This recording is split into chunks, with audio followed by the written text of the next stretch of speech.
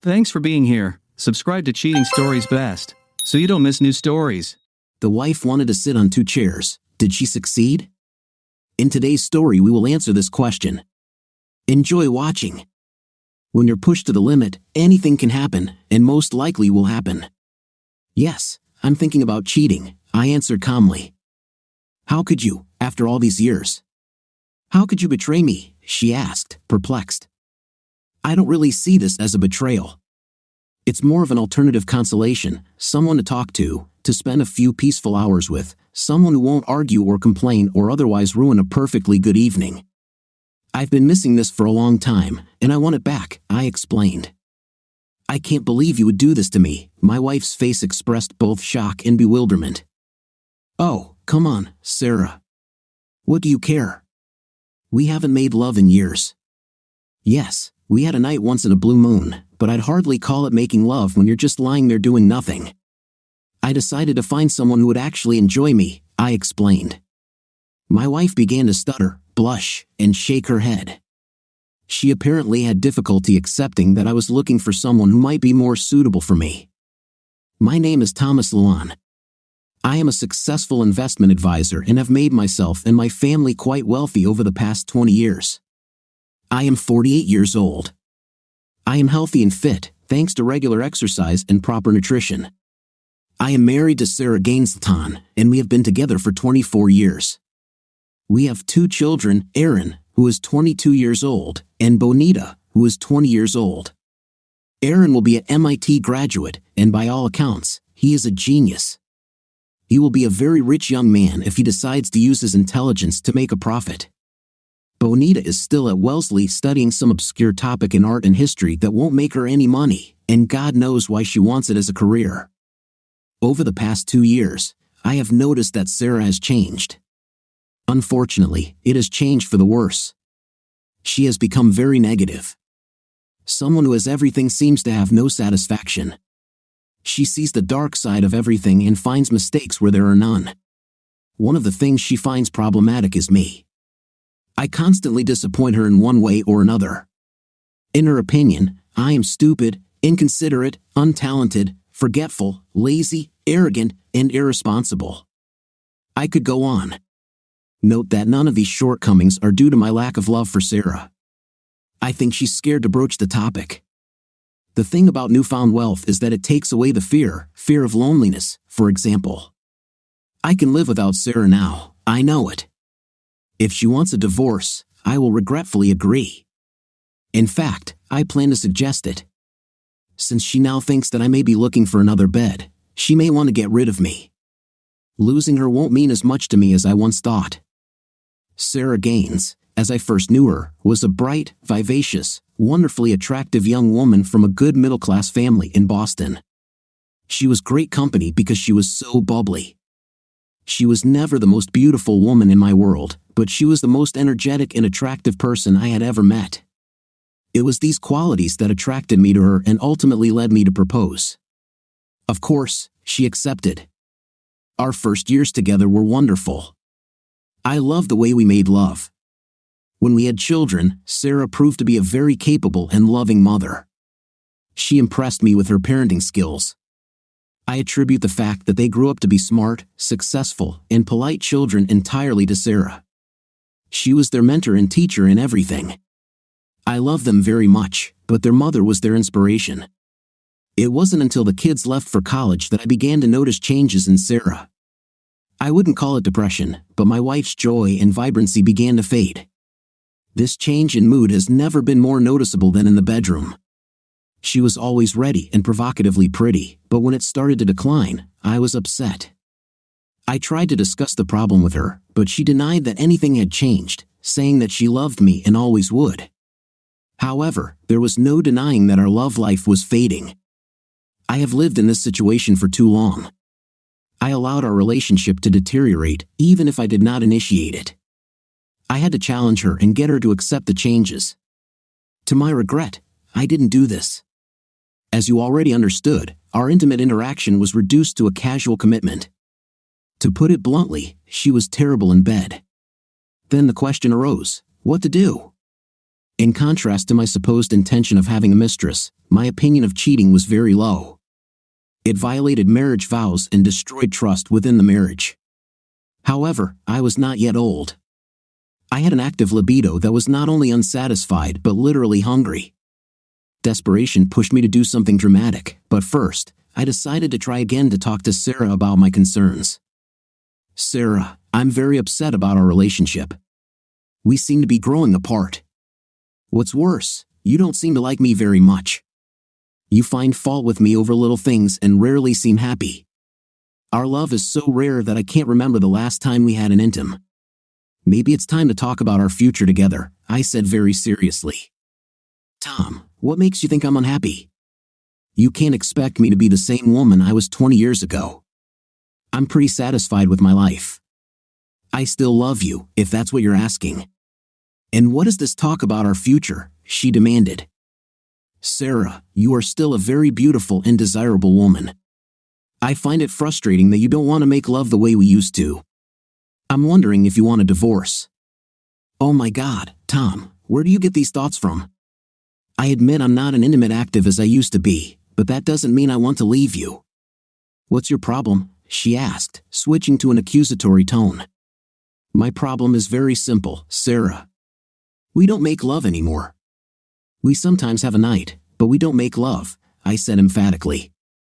You're clearly unhappy because you spend most of your time while I'm around complaining about things that don't matter. That doesn't matter? Nonsense. This is not nonsense at all. Whether you like it or not, it is a fact, I said directly. I hope you will at least try to address my concerns.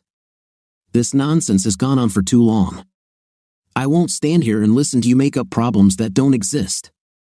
She responded arrogantly, well then, I have no other choice. I will give you 90 days to think about our future. I will pack my things and leave you. I will not contact you for 3 months. After this period, I will return, and you can decide whether you want to change your behavior. If you decide to continue to ignore my concerns, I will file for divorce due to incompatibility. Am I clear? I asked in a demanding tone. Sarah stood wide-eyed and speechless as I gave her my ultimatum. I wasn't sure she believed me. I walked past her and went up to our bedroom, where I began packing my clothes and toiletries for my extended absence. A few minutes later, Sarah appeared at the door. You can't be serious. Are you leaving me? Are you just up and leaving? Yes, 90 days, Sarah. I will talk to you again in 90 days. In the meantime, you would be wise to seek professional help. I know you don't believe it, but you have become a different person. I assure you, I will not tolerate this situation any longer.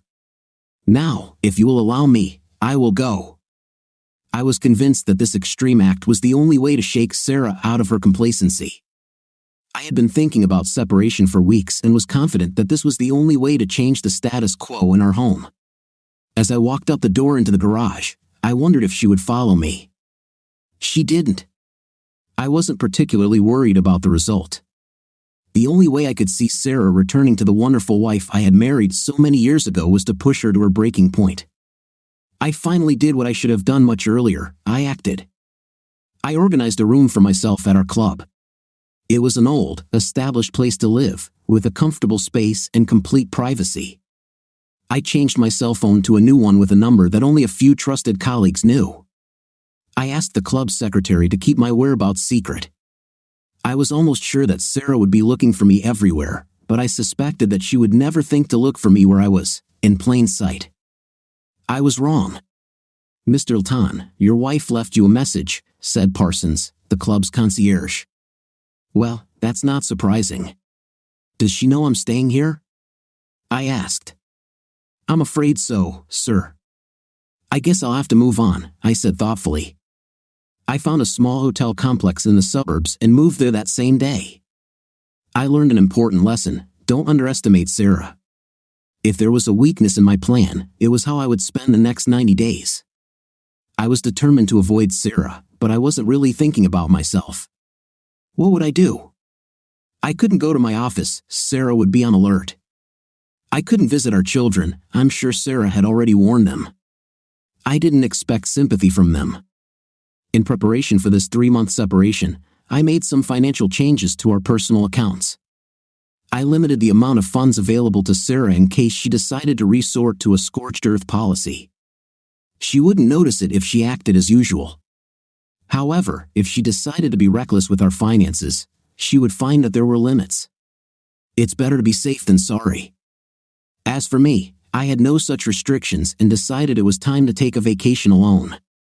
My threat of betrayal was just that, a threat. I couldn't imagine betraying my wife before we resolved our marital problems. Then I wondered how I should spend my self-proclaimed exile. I was able to stay connected to the office thanks to modern technology and satellite communications. No matter where in the world I found myself, I was just a heartbeat away from my virtual desktop. This meant that I was free to travel anywhere. I enjoy playing golf and decided to treat myself to a new set of clubs I had been eyeing for a while. I returned to my club, carefully checking to ensure that Sarah was not following me. The pro shop was open late in the evening. I took out my old clubs, except for my favorite putter and sand wedge, and placed a dozen new shafts in my bag. I zipped the cover around them and was ready to go. Since it was the end of April, I decided to start my travels in Algarve, Portugal. The weather was mild, and the courses were almost empty. As spring and summer progressed, I planned to move north, ending in Scotland before returning home. A visit to my travel agent the next day would have been in order, but I suspected that Sarah might be following me. I handled all bookings online and via email and naturally requested confidentiality. 2 days later, I boarded a local flight to New York, then flew TAP business class to Lisbon and on to Faro. I rented a car for a month and began the first 30 days of my recovery. I drove into Albufeira and checked into the Baía Mar resort. It was a beautiful location overlooking the Atlantic. The white, modern building was located outside the old town, near the highway, which suited my needs perfectly. No offense intended, I'm not a freak. I am almost 6 feet tall, and my weight has been stable over the years at 180 pounds. As I mentioned earlier, fitness and diet keep me in great physical shape. I have all my teeth and most of my hair, although it is turning gray. When I look in the mirror, I think I look quite presentable, so it's no surprise that I attracted the attention of quite a few single women during my stay. That is, they claimed they were single. I'll be the first to admit that I was seriously tempted on more than one occasion. However, I remained determined and committed to my marriage and turned down various offers. My golf game improved as I played at least 5 times a week. By the end of the month, I had lowered my handicap to 9 and developed a deep tan. I preferred to walk the courses and used little or no golf carts, as they often slowed play to a crawl.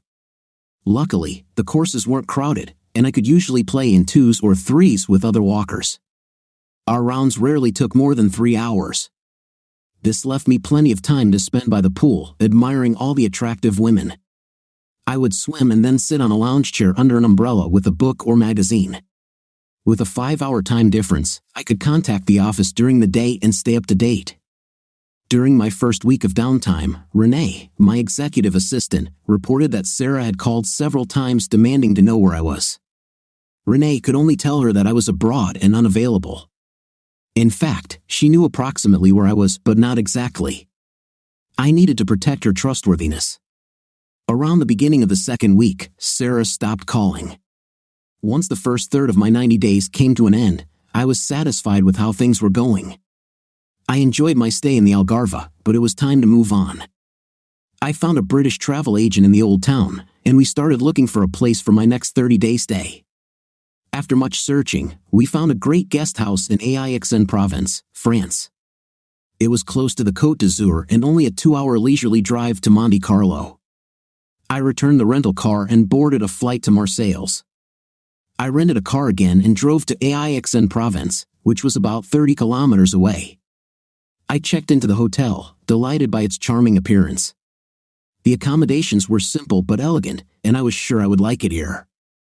There was no pool, but there was a lovely garden with a variety of places to sit, read, or relax with a glass of wonderful local red wine. The weather was warmer than I expected, and I needed lighter clothing. The shopping in town was great.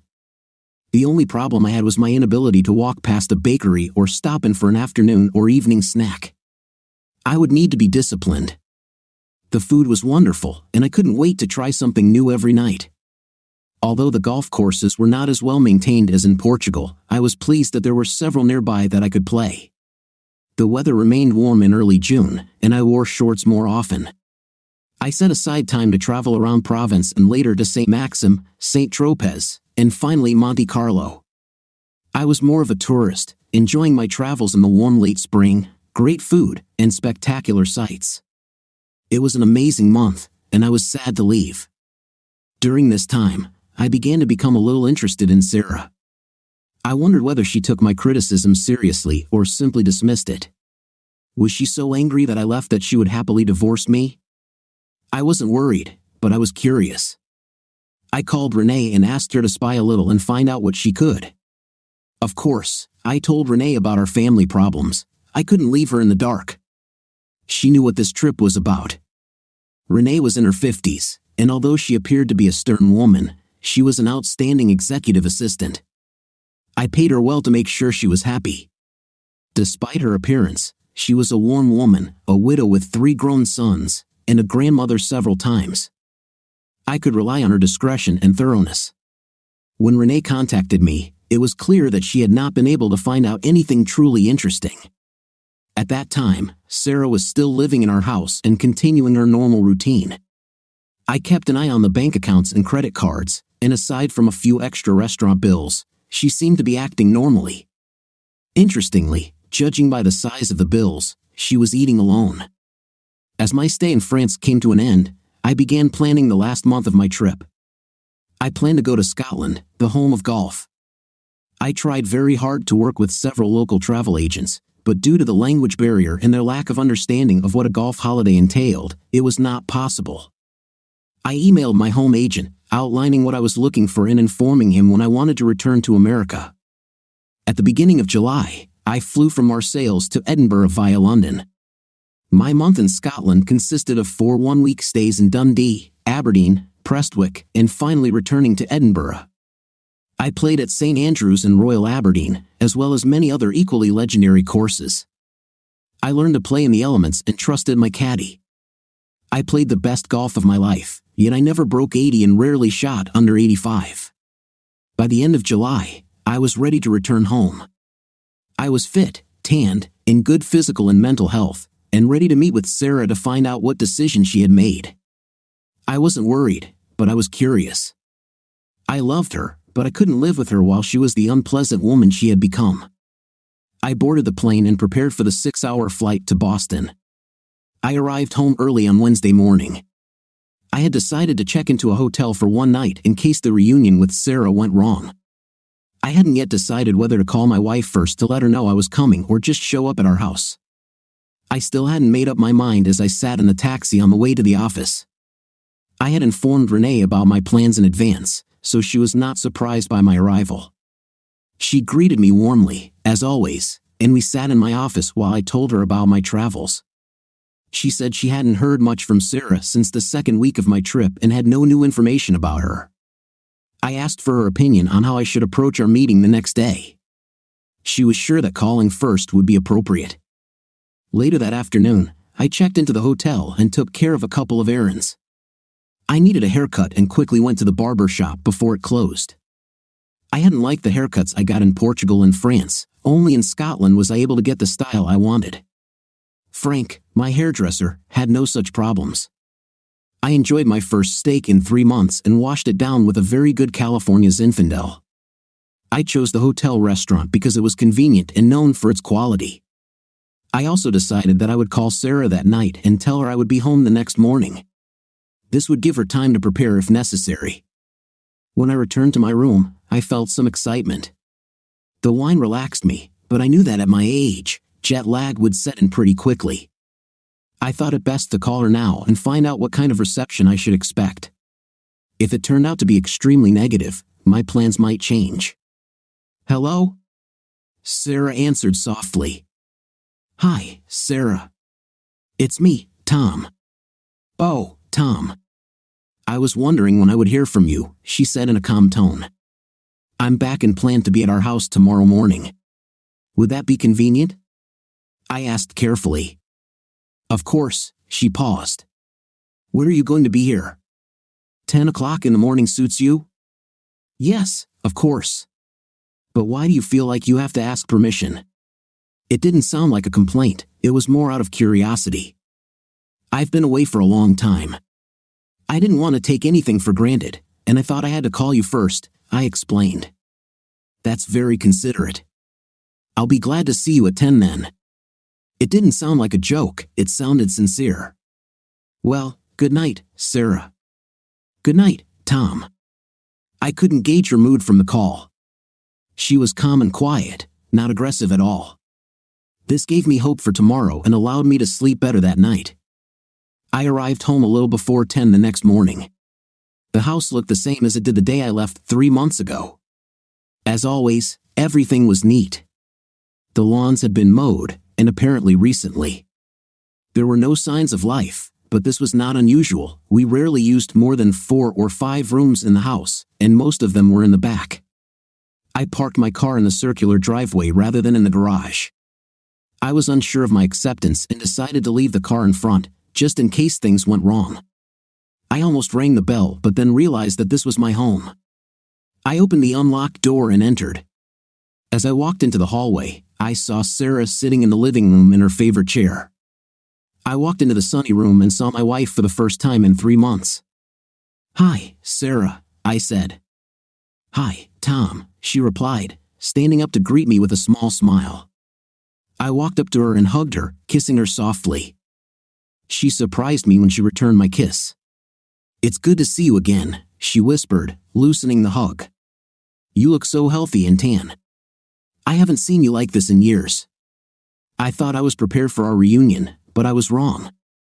This was not the Sarah I left 3 months ago. "Would you like some coffee?" she asked. "Yeah, thanks," I said, following her into the kitchen. She took out my favorite mug and poured some coffee, handing it to me. "How are you doing, Sarah?" I began hesitantly. She looked at me strangely for a moment. "It's okay," she said quietly.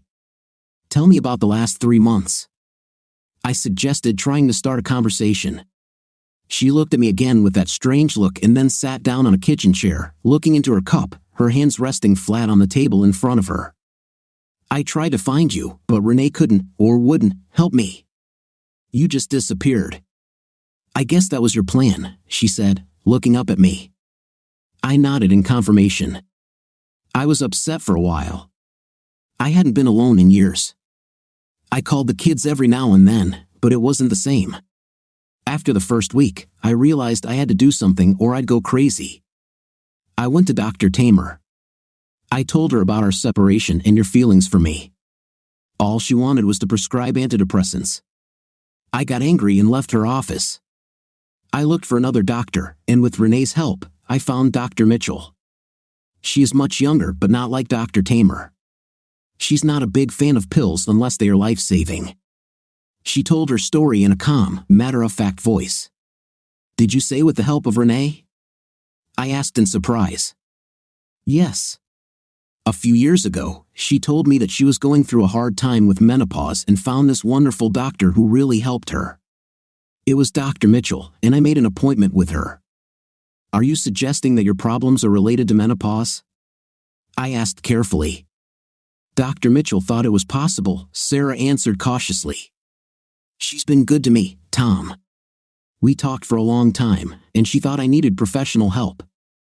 She referred me to another doctor who specializes in emotional problems associated with menopause.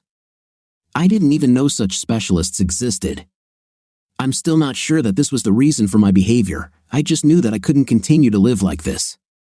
I had to try to do something to feel better." "So you were aware of your temperament?" I asked. "Yes, of course. I knew I was unhappy, but I didn't see how I could get out of it. I just wasn't smart enough to ask for help sooner. I thought it would go away with time," she admitted. "When did you realize this?" I couldn't bring myself to admit that I had a problem. I was just in denial. "I didn't realize how distant you were. I didn't really believe, or want to believe, that you would actually leave. I definitely couldn't imagine that you would have an affair. But when you left and I realized that you were serious, I was shocked. I didn't know what to do. So tell me about your new doctor, I said, curious about what was going on with Sarah. Dr. Bartholomew is a psychiatrist. Strangely, he's a man who deals with women's problems, mainly menopause, but sometimes others. He seems to be in his 70s, but he was very helpful. I really feel that he made a difference, she said with hope in her voice. Great, great. Tell me more, I asked, beginning to feel enthusiastic about this turn of events. I don't even know where to start. I'm still seeing him and will be for a while, I guess. I don't have all the answers, but at least now I understand a little more about what was going on. By the way, if you agree, he would like to talk to you too, Sarah said carefully. Okay, whatever I can do to help, I will do, I replied firmly. That was when I saw the first hint of a smile on Sarah's face. I could almost feel her relaxing. We were both very tense, almost afraid to dig too deep.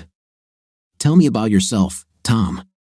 What have you done in the last 3 months to get such a wonderful tan? She smiled. Played golf, hiked, swam, walked, just the usual stuff, I said simply. Renee said you were abroad. Where did you go? Portugal, then southern France, and Scotland. I really needed to get away, Sarah. I didn't know how necessary it was until I got there and started relaxing and enjoying myself. Looks like I needed therapy too, I said regretfully. You look great. You're so handsome and fit.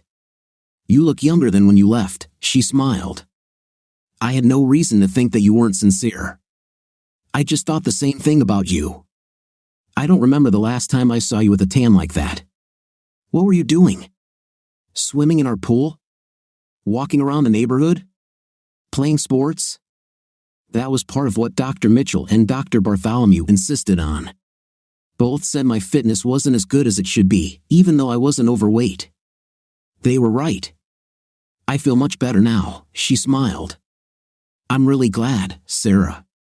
You really made an effort, didn't you? Sarah looked at me with a smile, but then I saw a shadow pass across her face. Something was bothering her. Tom, will you stay here? I mean, she asked with a worried grimace. I sighed and leaned back in my chair. How to answer this question? I'm encouraged by the steps she's taken, but will it actually change her behavior? I had a decision to make, and I needed to give Sarah an answer. Sarah, you've clearly realized that this can't go on. If I've achieved anything, it's bringing this to the forefront. I was hoping for a simple solution, either yes, I'll be the same Sarah, or no, I'm not going to change. But nothing is that simple, is it? I stopped for a moment, looking at my wife, now understanding what I needed to do. Yes, Sarah, I will stay. I will help you in any way I can and support you as long as you continue to get help. All we can do is try.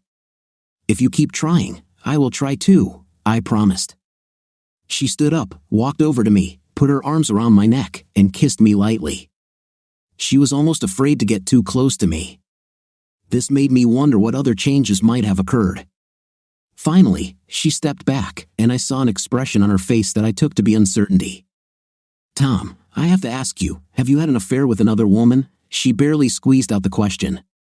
I smiled. No, Sarah, I didn't. You know how I feel about cheating.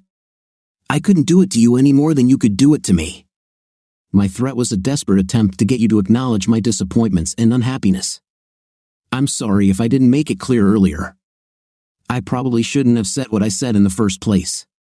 I assure you I have always been faithful to you and always will be. I spoke quietly, but hopefully convincingly enough that she would not doubt my fidelity. She smiled and then returned to her chair. My answer seemed to satisfy her.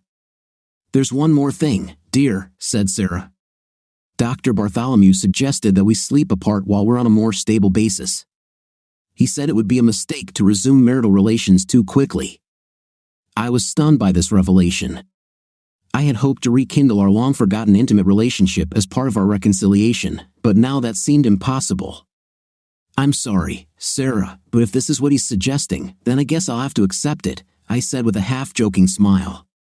Thank you, Tom. Thanks for your understanding, she said, smiling. Well, it wasn't a perfect solution, but it was better than nothing. At least there was some hope of restoring our relationship. I'll rely on this. I was in a hurry. I was already 10 minutes late for our lunch date and still needed to park and get to the marina. I dressed as I always did for Michael, in the most minimalistic outfit possible to speed up the process. I walked up to his boat and stepped on board, barely able to catch my breath. "Sarah, are you okay?" Michael asked carefully. "Yeah, just a little out of breath." My conversation with Tom took longer than I expected. "It took forever before he left for his office," I explained. "Take your time, love. We have plenty of time and most of the day ahead to enjoy," he said, smiling. Michael Sandusky was my lover and had been for over 3 months. He was a couple of years younger than me, but that didn't matter to either of us. He wasn't married. In fact, he had never married. He said he didn't believe in the institution, as he put it. I'm guessing you're wondering why I cheated on my faithful husband with another man. The answer was simple. Since Tom became rich, he had also become unbearably arrogant. When we first got married and he was trying to grow his business, I was very happy. We loved and adored our 2 children, as most parents do. Tom was handsome, and I tried to look presentable as his wife. I think I was able to do this because he complimented me regularly. Something changed in Tom when his business began to flourish. He started acting like he was invincible, moving from one business success to another and enjoying his craft. Unfortunately, his attitude carried over into his personal life, especially with his family and friends. I began to feel like I had become an accessory, a decoration to be displayed for the occasion. He also began to treat his children as if they were his successors, naturally expected to follow him in business. It was a given in his head. When Aaron decided to study mathematics at MIT, Tom was a little annoyed. He was confident that Aaron would change his mind after graduation and become his natural successor. When Bonita chose art history as her major, he was more than annoyed. It was almost as if she had run off with some scruffy hippie and disowned her family. He was not shy about expressing his opinion, and it was not pleasant. He alienated his daughter and misunderstood his son. I began to feel that he no longer saw me as a partner but as a subordinate guest. He didn't consult me on important decisions like where to go on vacation. He simply acted and then informed me of his decision. When I began to resist, he was clearly unhappy with my behavior. I reached the limit of my tolerance for Tom's obnoxious behavior when I met Michael. I visited some friends that Tom hadn't alienated yet. Michael was a guest. I found out that he lived on a sailing yacht. The idea intrigued me. I was sure that I would suffer from claustrophobia in such an environment. As we talked, I realized how nice it was to deal with a mature, balanced person. I was intrigued but definitely not fascinated by this stranger, at least, not yet. Michael called me a week after we met and asked me to have lunch on his boat. I don't know why I agreed, other than my interest in his lifestyle and the comfort I felt when I was around him. It seemed completely natural to accept an offer to have lunch with a stranger at his home. Michael's sailboat was quite large, over 40 feet. He called it a cruiser, not designed for speed, but for comfort and space. I was surprised when he showed me around. Everything was very compact but fully equipped. I was also intrigued by the cabin because it had a queen-sized bed. We had lunch on the aft deck under the canopy. I was surprised at how quickly time flew by. We talked and shared details about our lives. I even confided my dissatisfaction with Tom's attitude, something I thought I would never do. Before I went home, Michael insisted on taking me on a sailing trip. Again, I couldn't think of a good reason to refuse. Later, I thought about my motives and began to feel uncomfortable with how easily I agreed to date this man who was not my husband. Was I unfaithful? Not really, at least, not yet. I wasn't sure what would happen next, but I was confident I wouldn't give up on my marriage commitment. When I got home that afternoon, I noticed the blinking light on our answering machine and pressed play. It was Tom. He had an important meeting and said he would be home late and that I shouldn't worry about dinner for him. This was not unusual for him, but the tone of the message was annoying. He didn't even bother to apologize. He had stopped doing this a long time ago. It was more like an ad on a bulletin board. There was nothing personal attached to it. As I sat alone that evening, I began to reflect on my life. The children were already in college, Aaron at Cambridge and Bonita at Wellesley. Tom, as always, was engrossed in his work and went to the office every weekday. I had a lot of free time. The house was cleaned by a housekeeping service, and we often ate out, so my duties as a housewife were limited. With both children at school, I had a lot of free time. The question became what to do about it. I suggested to Tom that I get a job to keep myself busy, but he didn't want to hear about it. He said it was humiliating and unnecessary, that it might make people think we were struggling and could be bad for business. It seemed my happiness had nothing to do with business. I considered volunteering, but again Tom thought it was stupid and inconvenient. He came up with a series of absurd scenarios to prove his point, and again I gave in. I needed something to occupy my time. I rarely watched TV and wasn't interested in many books. Then, out of the blue, Michael appeared. The following week, after our initial lunch, Michael called and invited me on a sailing trip the next day. The weather promised to be good, with moderate wind. We'll leave as soon as I arrive in the morning and be back at the dock by mid-afternoon. You'll have plenty of time to get home, shower, and change, he said.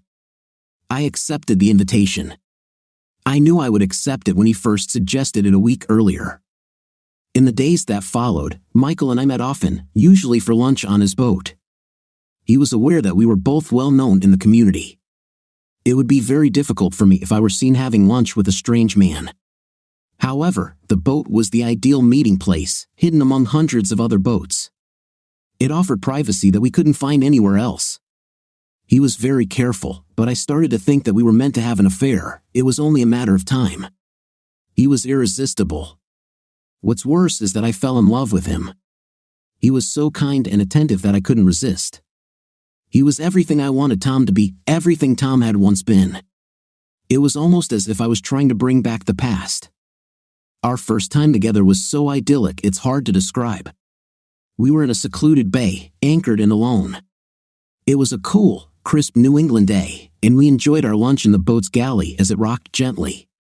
We shared a bottle of wine, and I felt peaceful and happy. Michael put the dishes away and then turned to me. "Sarah, I want you," he said simply. I could only nod in agreement. He took me to the cabin, and we undressed.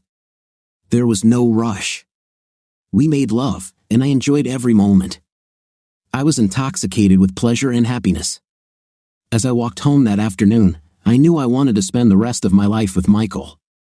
If he wanted me, I would stay with Tom until I felt the kids were old enough to be independent, and then I would leave. I had mentally and physically completed my betrayal. I didn't like that I did this to him, but I wouldn't give up my happiness for his arrogance. Divorce seemed the most appropriate action.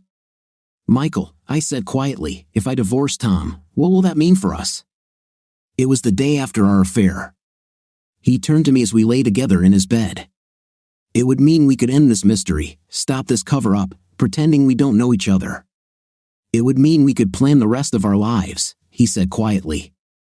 "That's what I hoped for. That's what I want too." "I love you, Michael," I said, smiling as I spoke. "I'm sure." "Are you sure, Sarah?" "Divorce is a big step, a very destructive one."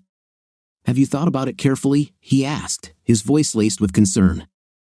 "I think the kids will understand," I said, trying to convince myself. "I think they know the kind of life I've been living lately. I believe they'll understand." "You know how I feel about marriage," he said. "Yes, I know," I replied. "But it doesn't matter. If I'm with you, that will be enough. If you don't want to marry me, that's one thing. If you don't want to be with me, that's another. I want to be with you, Sarah. I want to be with you forever," he said, his sincerity evident. I needed to be confident in his words. "Michael, I love you. I want to be with you always," I pleaded. "Please don't think badly of me. I'm risking everything for you. I broke my marriage commitments for you. I gave you my soul. This is not about me, this is about us. Sarah, I'd never let you go. I'm lost to you now. You've got a hold of me like no other," he admitted. In the following days, I did not try to hide my contempt for my husband and his behavior. Tom didn't understand it and probably never would. It was so easy for me to criticize him. It seemed so simple to release all the frustration and anger that had built up over the years. Finally, Tom couldn't stand it anymore. He issued his ultimatum, 90 days. Really? I had put up with his arrogance and insensitivity for years, and he thought everything would be resolved in 90 days. I couldn't wait for him to leave. I played the role of the angry, confused, worried wife. I knew Tom too well. He would do what he said and go as far from home as possible. I soon learned he had decided to take refuge in his club. It was too close for comfort, so I left him a message. He moved quickly. It didn't take much pressure on Renee to learn that he had left the country and didn't want to be found. Perfect. The next 3 months were the best in my memory. Michael and I sailed all over the coast in the spring and summer. I went home once or twice a week to check email, pay bills, and make the neighbors think I was still there. The landscape service took care of the lawns and hedges, and I stopped delivering newspapers until the week before Tom's return. As far as anyone knew, I was still living at home. I indulged in nice dinners to show Tom that I was free, but I didn't spend a lot of money. I was sure he was monitoring the accounts online. I wasn't a computer whiz, so there was no point in trying to trick him. It was better to keep everything under control, business as usual, or so he had to think. Meanwhile, Michael and I sailed the coastal seas on his beautiful boat. He even taught me quite a bit about sailing, and I became a useful sailor. I loved the silence on the sailboat and the smell of the sea. I had to be careful to apply sunscreen and skin lotions to avoid burns or wrinkles from the weather. This could be a clear sign to Tom that something was going on. In the meantime, I was becoming quite fit and healthy thanks to all the exercise, both day and night. Michael never got tired of my body, and I never got tired of giving it to him. We enjoyed each other's company. I was sad to see the end of the 3 months approaching, but August was coming, and that meant I would have to go back to my old life, at least for a while. Tom was waiting for a decision. I continued to see Dr. Bartholomew as part of my menopause treatment. The fact that I had no such problem was never discussed. The good doctor was pleased to receive my money for treating a condition that did not actually exist. If he knew or suspected, he said nothing. Moreover, when he asked me about my husband, I expressed all my dissatisfaction and disappointment. I even suggested that the doctor meet with Tom and form his opinion. He happily agreed. What got me thinking was what Dr. Mitchell suggested. I had heard somewhere that menopause could cause increased intimacy in women. I always thought it was a myth, but when my new doctor suggested it, I began to understand some of the changes that had happened to me. I had been much more active in the last 5 months than ever before. I thought it was because of Michael, but looking back, it could also be due to this menopausal reaction. Whatever the reason, I was delighted and enjoyed every moment. I never told Michael that I had cut Tom off from night activity almost completely. Michael provided me with everything I could want and more. When Tom returned, I played the role of a repentant, worried wife who was afraid of losing her husband's love. I told him about the change of doctors and my therapy, attributing my tan and healthy appearance to participating in an exercise program. This was partly true. I definitely got a lot of exercise on Michael's boat and in his bed. When I suggested that Dr. Bartholomew also talk to him, I saw a twinkle in his eye and knew that he believed the whole story. I met with Dr. Bartholomew today, Tom said. I saw the expression on his face, and it was not happy. He said he never suggested we sleep in separate rooms. He also said he's surprised if you're not making up symptoms you don't have. What do you have to say about that?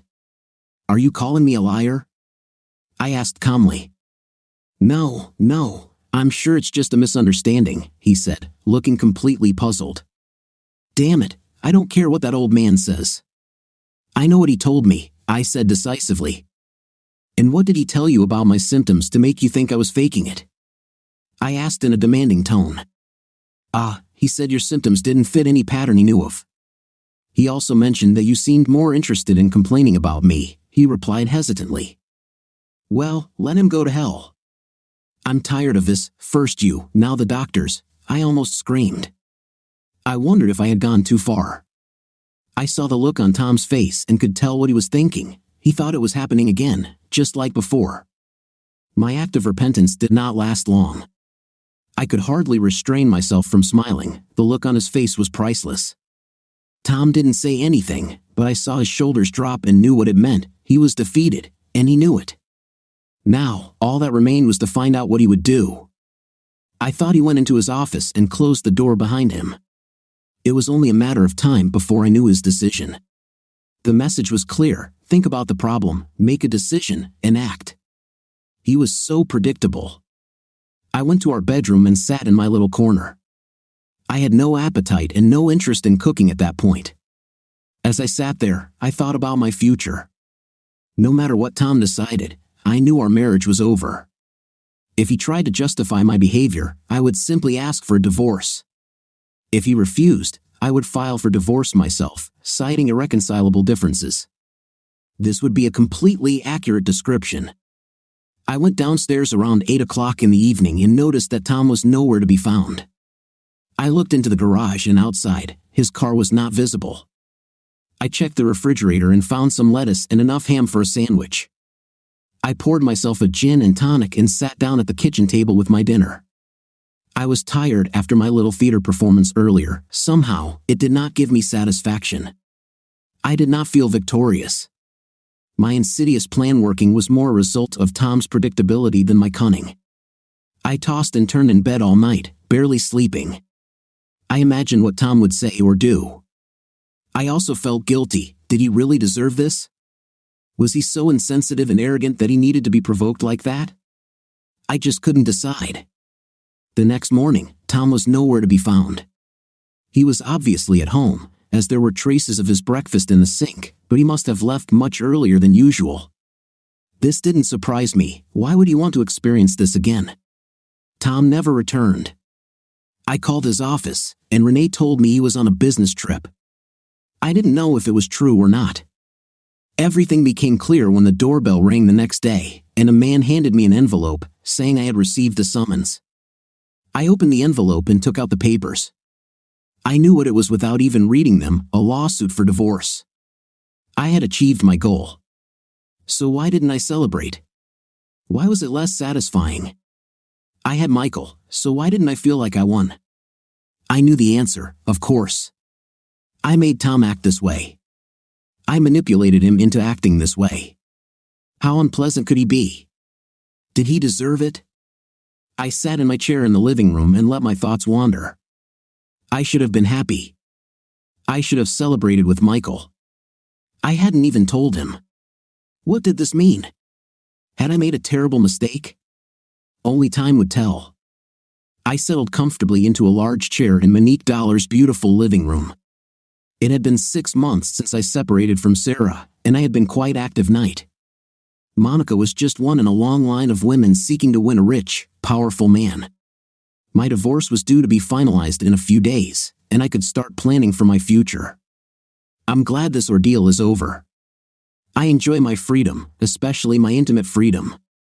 I'm a little surprised that so many women want to be with me. Of course, I know they can lay claim to my money and lifestyle.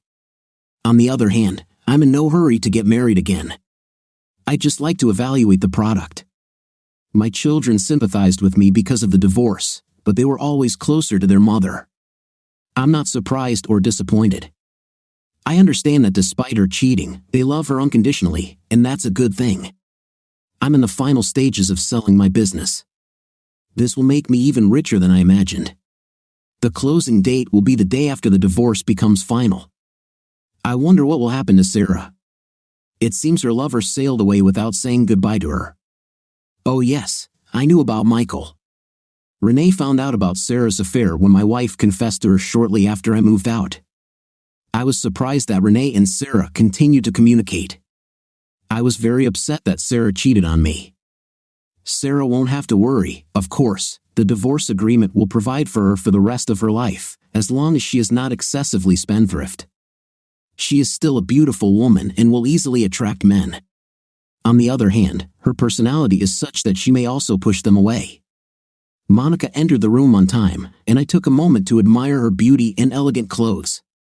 She was the middle-aged man's fantasy: big breasts, wide hips, a wide smile, and a good appetite. I wonder if I'll get tired of it after 2 or 3 weeks like most others have. No matter, there are many more. I stood on the pier, stunned. There was no boat where Michael should have been. Perhaps he took it to the shipyard for repairs. I hurried to the office. At the entrance to the dock, they said Michael had paid the bill by the end of the month and left. They didn't know where he was going or if he would return. My worst fears were confirmed. He left without leaving a note, without calling, without warning. Nothing. Just left. I felt as if my heart had sunk through the bottom of my body. I was dizzyingly confused, with 1,000 thoughts running through my head at once. So, I returned home to an empty house. Tom left 3 months ago, and I have not seen or heard from him since, except through my lawyer. Through his lawyer, he provided a generous divorce settlement, and I was in no mood to resist. I was looking forward to starting a new life with Michael, but this new life disappeared overnight. What made him leave? Has he changed his mind about us? Did I do something to push him away that I wasn't even aware of? Was our romance a deception from the very beginning? I will have a lot of time to think about these questions in the future. I've already decided to sell the house, and Michael's disappearance won't change that. I can't live here anymore, too many memories, both good and bad. It's like living in a tomb, lonely, with no one around except the cleaners and gardeners. I already called a friend at a local real estate agency. I even thought about getting a license and working for their company. I needed something to occupy my time. Work was not necessary for my survival, only for my peace of mind. I traded arrogance for loneliness. Did I deserve my fate? Probably. I cheated and plotted to alienate my husband. Despite my disappointments and his shortcomings, I created my own hell. I had to get out of it myself.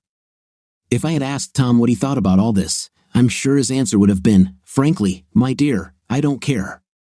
What do you think of our story today? It seemed to me that the wife couldn't decide who she wanted to be with. How did it seem to you? Write about it in the comments.